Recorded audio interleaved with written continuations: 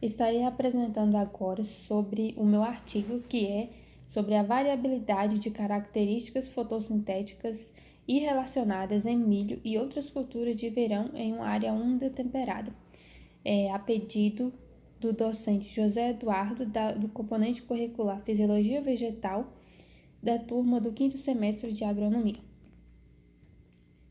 Aqui temos a capa do meu artigo, que é em inglês e foi traduzido para o português. Bom, temos na introdução que esse artigo ele foi na costa atlântica espanhola, usando o milho, que é uma das principais culturas de verão, com requisitos de irrigação, o feijão comum, a pimenta e o tomate. Esses são adaptados às condições ambientais da região. A variabilidade do milho para a tolerância à seca. Vimos que ela é limitada em áreas temperadas e áridas. Já no feijoeiro tem sido relatada variabilidade para a necessidade de água e a capacidade de estabelecer uma associação simbiótica efetiva com rizóbios e também sobre o efeito do estresse hídrico na fixação biológica de nitrogênio, que mais à frente eu vou estar falando sobre a FBN, que é a sigla da fixação biológica de nitrogênio. Bom, aqui temos que algumas culturas de verão com tolerância à seca são leguminosas, como o grão de bico ou feijão boi, em que as estratégias para o uso eficiente da água elas vão incluir evitar, escapar e tolerar a seca. Isso porque há uma diversidade genótipa do grão de bico que foi relacionada para a assimilação líquida de carbono e outras características fotossintéticas, bem como para o rendimento dessas culturas. Mas o feijão boi ele é cultivado legalmente e tem uma base genética estreita e uma diversidade limitada para as características fotossintéticas. Aqui temos que a eficiência do uso da água é a razão entre o ganho de carbono e o custo associado à água, que melhora a qualidade do uso eficiente, que vai implicar maior assimilação de carbono com a redução do uso de água. Bom, nesse estudo, analisamos a variabilidade de características fotossintéticas relacionadas ao milho e outras culturas de verão em uma área úmida temperada. Bom, essas culturas foram as que eu já citei na introdução e que agora eu vou estar falando como foi feita a metodologia e os resultados que vão vir através desse artigo. Aqui nos materiais e métodos foram utilizados 6 linhagens de milho com necessidades cultivadas de água e totalmente adaptadas às condições locais, representando uma grande diversidade genética em áreas temperadas, que foram avaliadas por 3 anos essas culturas.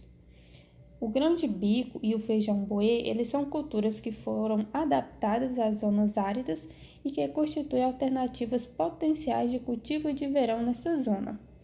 Ou seja, para o feijão boi foram selecionadas 10 variedades de ciclo curto do Icrisate para aumentar a possibilidade a probabilidade de adaptação a ambientes temporais. Bom, Icrisate é uma sigla, que significa que é uma organização internacional pioneira de pesquisa científica sem fins lucrativos, especializada em melhorar a agricultura de sequeiro e os sistemas agroalimentares. Aqui temos a pimenta e o tomate, que foram escolhidos como culturas dependentes de irrigação adaptadas à área alvo, que foi analisado pelo artigo. 6 variedades locais e uma variedade comercial que foram avaliadas para a pimenta, enquanto para o tomate foi aprovada uma variedade local da própria região. Os ensaios de milho foram tratados no campo experimental. 3 ensaios foram plantados em 19 de abril de 2017, 19 de abril de 2018 e outro no dia 30 de abril de 2019. Os campos de milho foram alimentados principalmente pelas chuvas e os experimentos de milho foram irrigados uma vez por ano em meados de julho durante o enchimento de grãos. As 5 culturas adicionais foram avaliadas em 2019 em ensaios separados em campos. As condições ambientais que foram registradas durante o estudo foram usadas uma estação meteorológica aos campos experimentais. Os dados de semear os insumos aplicados e os manejos das parcelas foram realizados de acordo com as práticas locais para cada espécie, então foi utilizado apenas práticas que já eram adaptadas de acordo com o local que foram implementadas essas culturas. O controle de ervas daninhas e a colheita foram feitos manualmente em todos os casos, e as leguminosas, como o feijão buê e o grão de bico, que são leguminosas tolerantes à seca, elas não foram irrigadas, somente de sequeiro, e também não foram utilizados nenhum tipo de fertilizantes. O experimento com pimentão ele constituiu em delineamento em blocos casualizados com 2 repetições, plantando em casa-rede para evitar a polinização cruzada por insetos. A irrigação por gotejamento era permanente. O ensaio, e aqui só para esclarecer um pouquinho, para evitar essa polinização cruzada, né, por inseto, isso era para ver que não corresse o risco, né, do experimento não desse certo. O ensaio de feijão ele foi arranjado em esquema fatorial com 3 fatores e 2 repetições. Um foi com solo irrigado com calcário e outro não corrigido, um consociado com milho e outro solteiro, e 3 sem adubação ou por adubação nitrogenada. Teve também a inoculação com risóbios.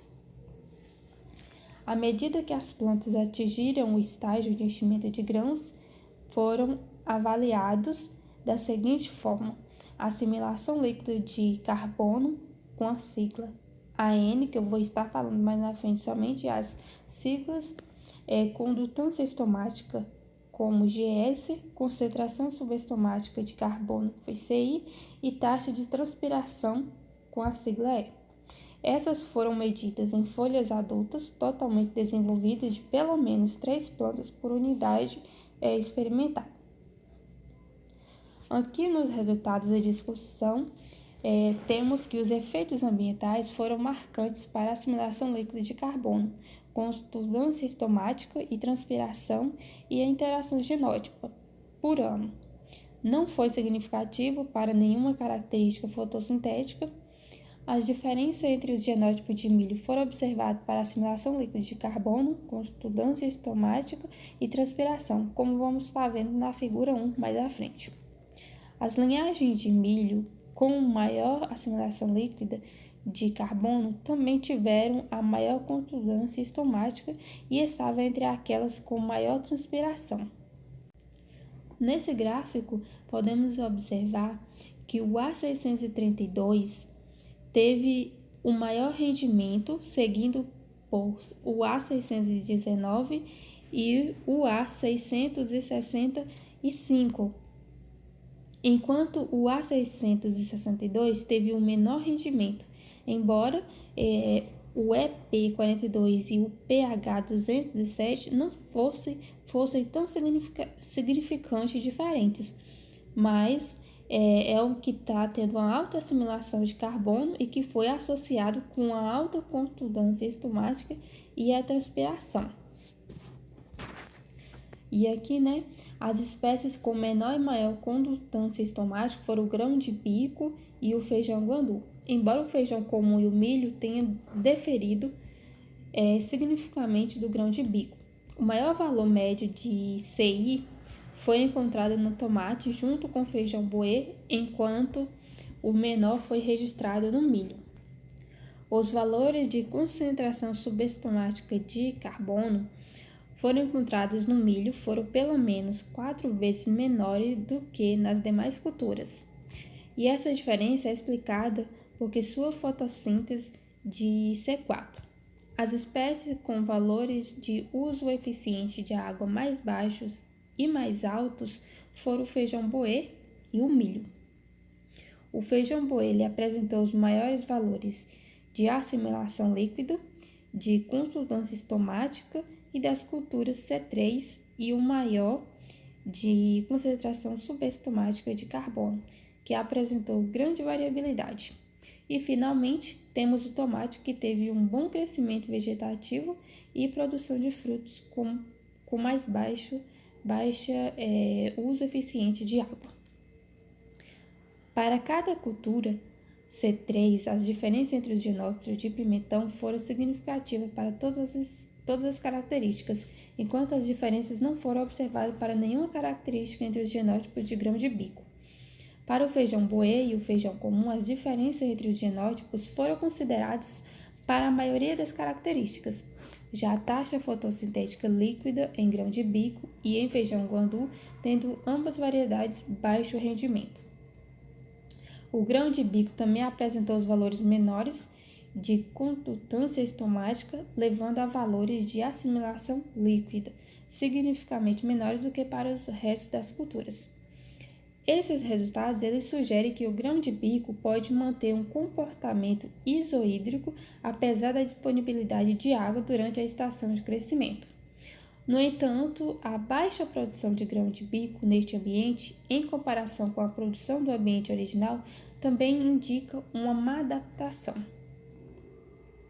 E o feijão boê, ele apresentou uma maior variabilidade entre os genótipos para todas as características, exceto para a condutância estomática. Ele também apresentou os melhores valores de assimilação líquida das culturas C3, como consequência dos altos valores de condutância estomática, significativamente maiores do que para qualquer outra cultura, e as maiores médias para taxa de respiração e de concentração subestomática de carbono. A ampla variabilidade exigida para todas as características fotossintéticas faz do feijão boê a cultura com maior potencial para a seleção. No entanto, a adaptação à nossa área-alvo foi baixa em função dos baixos rendimentos dessas variedades que aqui em relação à sua área original. A pimenta ela apresentava valores intermediários para assimilação líquida, para condutância estomática e concentração subestomática, e teve um baixo valor para a taxa de respiração, uso eficiente da água, com faixas preservadas de variação para todos os caracteres, exceto para condutância estomática, que apresentava grande variabilidade. Portanto, a maioria dos parâmetros fotossintéticos eles podem ser viáveis, mas além disso, os genótipos de pimenta eles foram bastante consistentes.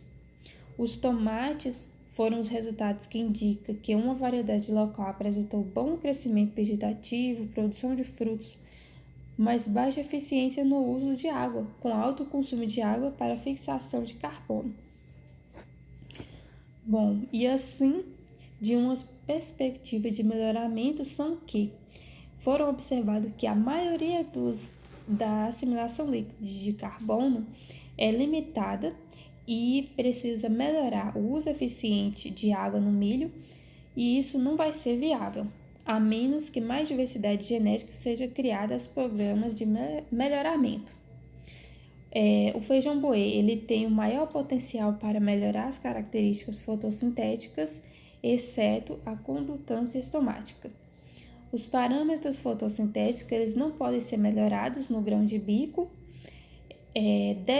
Deve ser possível melhorar a assimilação líquida de carbono, a condutância estomática e a transpiração de algumas variedades de feijão tambu comum também pode ser melhorados, e deve ser possível a melhoria de parâmetros fisiológicos em pimentas, particularmente a condutância estomática.